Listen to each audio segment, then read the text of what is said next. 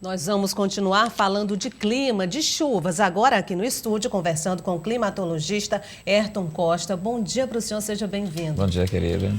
Bom, o senhor acompanhava comigo essa matéria agora, falando aí, mostrando os prejuízos que os motoristas podem ter quando se arriscam realmente, como se arriscaram na última quarta-feira. Vimos ali imagens também da semana passada de carros com água já acima do pneu. Um grande risco, não é, professor? Com certeza, né? Durante essa época chuvosa, né, as chuvas tendem a se intensificar e as cidades médias e grandes, que têm grandes espaços impermeabilizados, elas costumam acumular rapidamente, principalmente nos pontos que já são mapeados, que a prefeitura já identificou como tradicionais de alagamento. Pois é, vimos ali algumas ruas, o repórter ele até fez uma cartelinha mostrando as ruas que o Poder Público Municipal orienta para que sejam evitados nesses dias de chuvas intensas. Mas, claro, são detalhes, ruas que eles orientam que sejam evitadas de acordo com a climatologia e também com a atual situação da estrutura do nosso município. Exatamente. Nós temos no Brasil várias cidades que apresentam resiliência zero. Teresina está incluído nesse rol de cidades que apresentam grandes dificuldades com a drenagem urbana, com escoamento. É uma cidade que apresentou nos últimos 20 anos um vigoroso crescimento, um espraiamento lateral, né, um crescimento horizontal e vertical. E isso demanda grandes investimentos em equipamentos urbanos, sobretudo aqueles que são subterrâneos, as galerias pluviais e o melhor planejamento para orientar o escoamento dessa água. Porque às vezes pode soar que Teresina é uma cidade com relevo relativamente plano, e nós temos aí duas bacias, o Parnaíba e o Puti, que nós não teríamos grandes problemas nesse sentido, mas nós temos alguns gargalos históricos cuja intervenção é para ontem, ok? E tanto o município, quanto o Estado, quanto os agentes privados, agentes imobiliários, devem começar a pensar nesse sentido, na cidade que queremos nos próximos anos, porque a chuva não vai deixar de cair. E aí a gente lembra, muita gente culpa, está chovendo demais, está mais intenso a chuva desse ano, mas o problema não é de fato o período chuvoso, e sim a estrutura que a gente não tem adequada para receber essa chuva. Professor, tem inclusive um videozinho, narrado inclusive pelo senhor, vou pedir para a produção colocar, por gentileza, e aí a gente retorna comentando, ok? Olha só, magníficas instabilidades surgindo do sul do estado do Piauí, entre Avelino Lopes, Caracol, Bom Jesus, Canto do Buriti, Uruçuí e Floriano. Observe aí a projeção desses núcleos que tem provocado alguma precipitação na faixa sudeste e sudoeste do estado. Professor, esse mapa é de ontem, do volume que caiu ontem, inclusive ali na região sul do estado. Exatamente. Nós tínhamos instabilidades, as nuvens de temporal projetadas sobre o sul do estado, faixa serradeira e parte do sertão. Nesse momento, a chuva encontra-se um pouco recuada para o sul do estado, em função dos sistemas atmosféricos que são muito específicos, que estão transportando essa umidade para o sul, né? E você observa ali para o telespectador que essas cores, essa escala de cor, vermelho, laranja, indica naturalmente o grau de instabilidade, o tamanho da nuvem e a quantidade de possível chuva que essa nuvem contém. É uma imagem de satélite colorida e que mostra o movimento desses núcleos no sul do estado, que em breve visitarão Teresina, né? A gente está aí com esse recuo de chuva, ela deve se intensificar nos próximos dias. Inclusive, eu até me questionei quando eu soube que estava chovendo lá. Será que essa chuva vem para cá ainda hoje, no caso ontem, e veio na madrugada? Sim, sim. Na verdade, nós temos sistemas imensos, né, lançando umidade na alta atmosfera e o vento carrega de transportar um pouco dessa água até a faixa do norte, centro-norte. Vez por outra acaba serenando, né? Mas a chuva deve se intensificar porque o nosso principal sistema, que é a zona de convergência intertropical, está cada vez mais forte na costa norte do Nordeste. Temos também, produção, uma cartelinha, um gráfico que mostra o acumulado diário. Vou pedir para a produção colocar na tela, professor, e aí o senhor pode comentar, explicando para a gente, olha aí. Bem, esse gráfico é o do acumulado diário da estação de Teresina, né? Cada estação meteorológica automática, ela gera um gráfico desse, tanto o gráfico de acumulado diário quanto mensal. E aí tem aquela grande chuva que nós presenciamos na quarta-feira, que trouxe muitos transtornos para o teresinense. Observe que ela se destaca, né? Porque as outras cargas pluviométricas, os volumes captados são muito modestos, ok? A gente tem também, produção, aqui mostra justamente o que ele citou agora, que é o acumulado mensal. Por gentileza, coloca aí para o professor também explicar para a gente daqui a aula de climatologia do dia. Aí, professor. Bem, esse aí é o gráfico de acumulado mensal. A gente tem um comportamento na primeira barra verde, que foi de janeiro, né? Nós atingimos a média, ultrapassamos ligeiramente. E a segunda barra verde que nós temos ali no gráfico é o acumulado de fevereiro, ou seja, nós já estamos além de 50%. Isso é um desempenho extraordinário para o mês de fevereiro. Tudo indica que nós devemos atingir a média ou ultrapassá-la, ok? E isso graças ao desempenho da chuva da quarta-feira, que foi basicamente uma chuva de grande volume, mais de 80 milímetros em basicamente 4 horas de precipitação e totalizando mais de 100 em 24 horas. Agora, qual é a previsão para o próximo mês, já que esse mês a gente já atingiu aí quase a sua totalidade? Muito bem, o que é que a meteorologia coloca, né? Climatologicamente falando, tanto fevereiro quanto março é o pico da estação, então nós teremos o maior plus de precipitação, de umidade nesse período.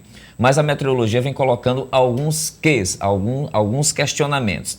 Esses questionamentos é que a chuva depende da temperatura do mar, o mar tem que estar quente. E nesse momento nós temos um Atlântico aquecendo, que é favorável, mas nós temos um Pacífico neutro. A neutralidade é que está provocando essa irregularidade na chuva. O piauiense tem percebido que chove em cidade sim, chove em cidade não, umas mais intensas, outras mais fracas, porque o viés neutro interfere, e interfere inclusive na qualidade da previsão de tempo. Mas, independente disso, a estação chuvosa prossegue até abril, com amplas possibilidades de temporais em todo o estado, inclusive Teresina ainda as chuvas não se apresentaram de modo regular, mas de modo bastante oscilante, de tal forma que março deve ser um bom mês chuvoso e que fevereiro ainda reserva algumas surpresas. Já aconteceu da gente chegar ao mês de maio com chuvas, não é poucas, mas sim. Será que esse ano vai ser igual? Bem, existem indicativos, a gente, claro, que quanto mais se avança no futuro, o cálculo probabilístico da meteorologia, ele perde um pouco a eficácia, porque nós estamos lidando com variáveis de tempo, pressão, temperatura, vento muito distantes. Mas existem boas perspectivas para isso. E anomalias podem contribuir de forma positiva e negativa também, professor? O senhor vai responder com essa foto, esse mapa que a produção vai colocar agora, justamente tratando-se de anomalia de precipitação. Aí, professor, na tela. Muito bem, esse mapa é um mapa gerado pelo CPTEC, principal órgão de monitoramento, que mostra a condição de anomalia de precipitação até o dia 8, ou seja, o que choveu, até o dia 9, desculpe, o que choveu. E a gente pode observar que as cores mais claras, tendentes ao azul, representam volumes maiores de chuva. A chuva ficou concentrada na divisa do Ceará, Pernambuco, Bahia, ou seja, ficou ali na faixa leste do Piauí, mostrando que o sertão ele vem apresentando um desempenho melhor que a faixa do Vale do Rio Parnaíba e a Grande Teresina. A gente observa que os volumes estão mais concentrados na faixa sertaneja, nesse primeiro momento. O que está dentro da tipicidade do sertão, mas que está atípico para a nossa região, Teresina e o norte, inclusive o Vale do Longar, que ainda não mostrou a que veio, né? A gente esperava um volume maior na faixa norte. Professor, no começo da nossa conversa, nós falamos da estrutura de Teresina, que não é adequada, falta drenagem, enfim, falta muita coisa, deixa a desejar, principalmente para um período chuvoso, intenso, como esse que promete deste ano. Mas a gente lembra também que algumas plantações, principalmente no sul do estado, que lá é bem maior, acabam sofrendo com essas chuvas que vêm com forte intensidade. E aí eu pergunto para o senhor, o que determina um período chuvoso no caso para a gente, que a gente nem tem inverno, né, professor? É período chuvoso. Sim. O que determina um período chuvoso bom, intenso ou não?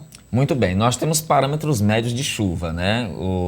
A chuva em demasia, a anomalia positiva ou o déficit de chuva não é bom para nenhuma atividade agrícola, ok? O mês passado, por exemplo, não foi muito positivo para a faixa serradeira, que apresentou um déficit de precipitação.